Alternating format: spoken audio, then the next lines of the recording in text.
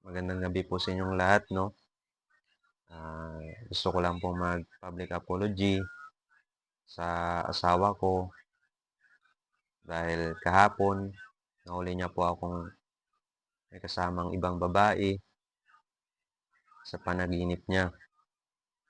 At kahapon din po na meron kaming hindi konting pagkakaintindihan nung tinanong ko po siya kung meron bang problema at kung okey lang ba siya.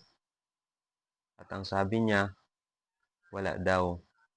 Tapos po ang sagot ko sa kanya, okey. Tapos lalo po siya nagalit kasi hindi naman talaga siya okey at meron daw talagang problema. At kanina po, pagdating namin sa kinainan naming karenderya, noong order na po kami, tinanong ko po siya kung ano po yung gusto niya.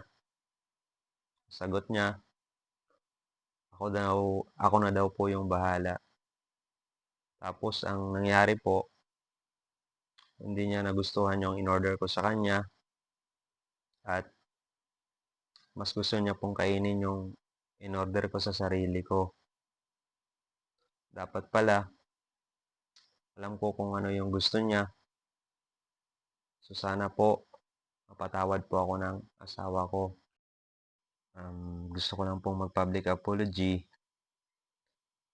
Takot po kasi ako sa babaeng 'to kasi sobrang tapang at